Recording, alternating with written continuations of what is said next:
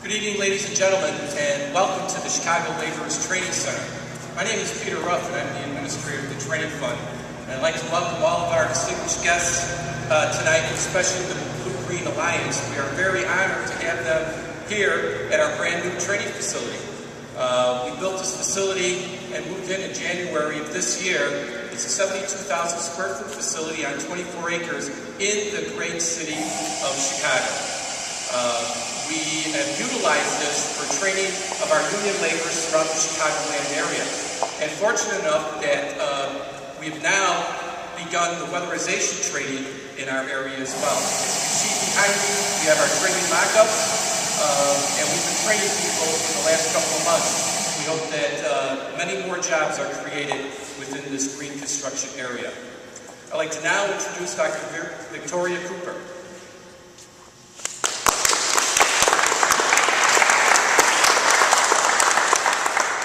Hello, I'm Victoria Cooper, Dr. Victoria Cooper from Wilbur Wright College, one of the city colleges of Chicago. I run the Environmental Technology program at Wilbur Wright College, and as such, I'm deeply involved in the work that is done by the Blue-Green Alliance.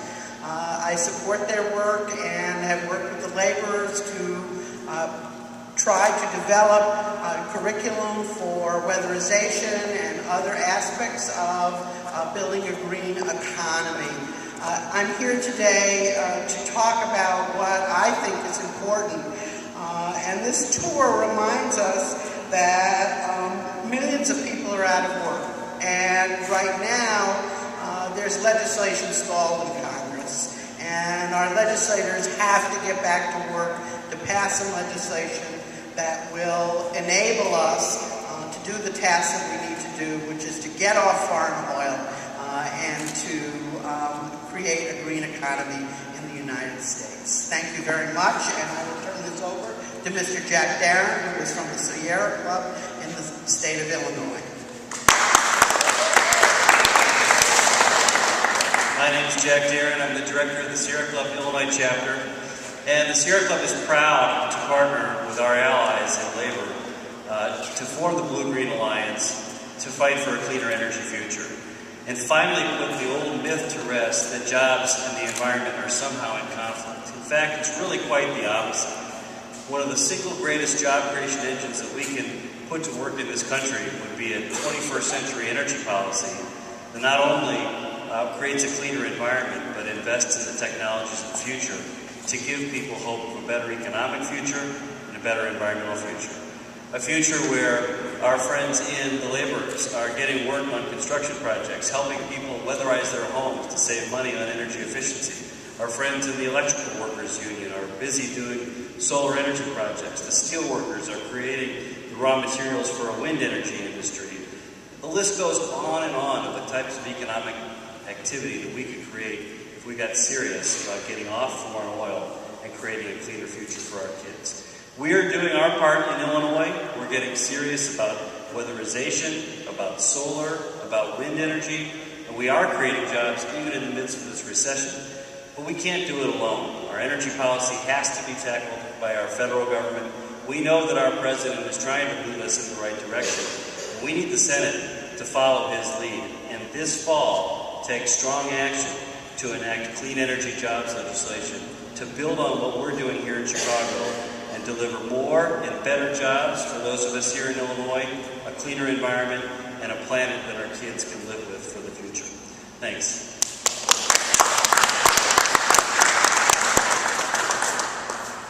I forgot to introduce my colleague, Vance Drew, who's a steel worker who has joined us here tonight from Minnesota. Vance?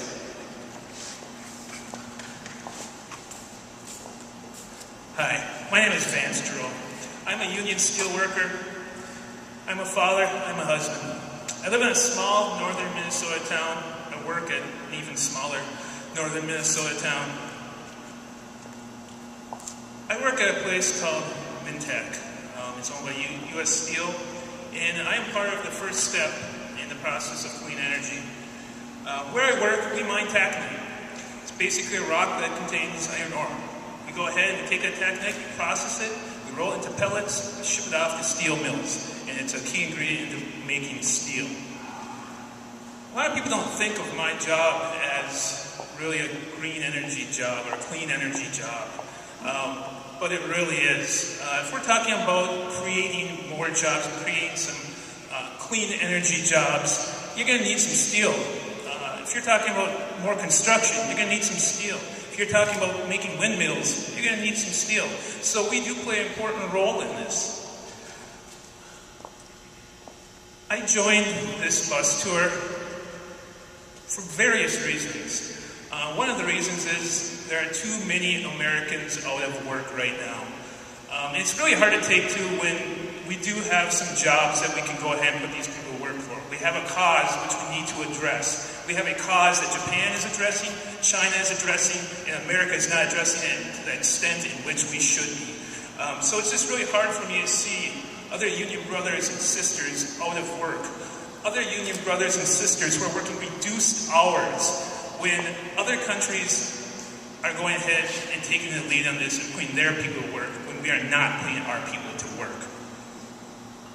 About a year ago, I was laid off. I was one of the lucky ones.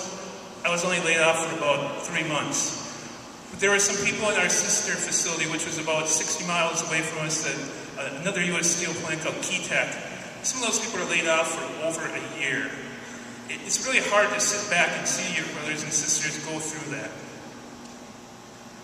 Things are improving now in the mines. We are getting back wrapped up. We are getting back up to speed. But we do have to take more steps. We have to address the concerns of the environment, and we need to put our people back to work. Thank you for your time, everybody. I'd like to introduce another person who rode the bus from the very beginning. His name is Mark.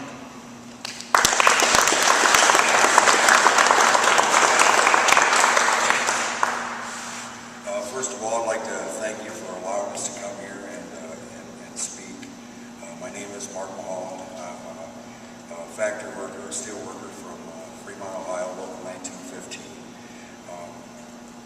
I took the bus trip for a few reasons. Number one, I feel very passionate about what we're doing here to try to create good jobs and green jobs, good paying jobs across the country. The bus kind of says that the job's not done. That is the problem. These congressmen and senators went home for the summer, and with about 4.5 million people on work, the House has passed some comprehensive legislation about a year ago, and it's somehow come to a stalemate in the Senate.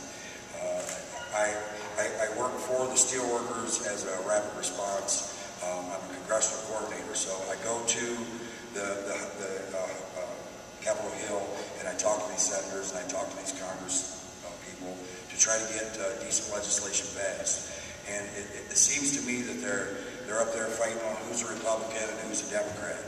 And quite honestly, in my heart, this is not a Republican issue. It's not a Democratic issue. It's a jobs issue. It's a way to save America. We're allowing ourselves to spiral downward at a phenomenal pace. Our unemployment rate nationwide is about 10%. Some states are absolutely worse than that. I believe Nevada is at number 1 now, Michigan at number 2, Michigan at about 13.6, and that's only the people that haven't fell off the grid at this point. There's more people out of work. I started this bus tour in Los Angeles, California, and we've came across the country, seeing in every city that we've been in absolute devastation, closed down factories.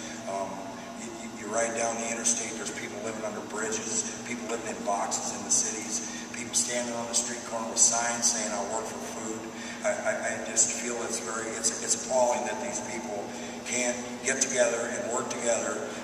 We're supposed to be the greatest nation on earth, and it's their responsibility as elected officials to make something happen up there. And we don't have the time. We don't have the time for these guys to take 3 months off and go home to their cushy houses and their refrigerators full of food when we got people starving in America. I get a little bit passionate about it. I apologize. I'm not particularly a public speaker. I am a factory worker.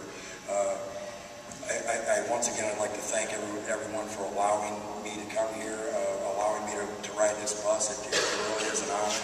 And I'd like to turn this over to Mr. Ramirez. Thank you.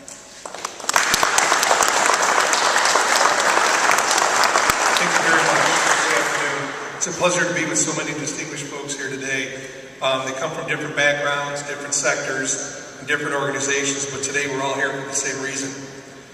That is to call for comprehensive climate and clean energy legislation that will create good jobs and position our country as a leader in emerging green technology.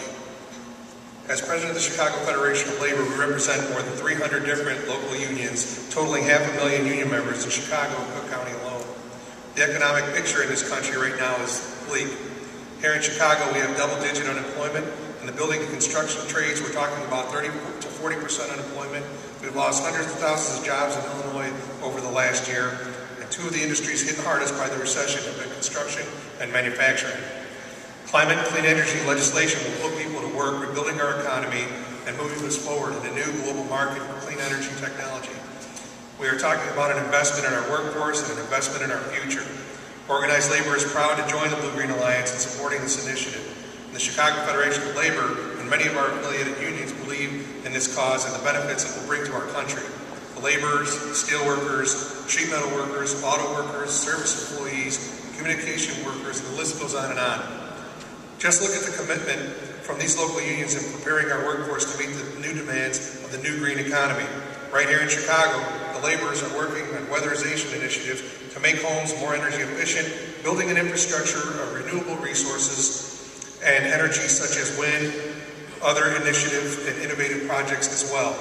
As our economy continues to suffer from the worst economic recession in our lifetime, America's working people are not fighting for a handout. They're fighting for jobs. We are fighting for an investment in our people, our economy, and our future. This is a vision for the 21st century, and now is the time to make it a reality. We need to take steps that will create jobs, retain those jobs we currently have, and protect our environment. We're calling on Congress to take bold and historic action that will allow us to be the global leader in the race for clean energy. Thank you.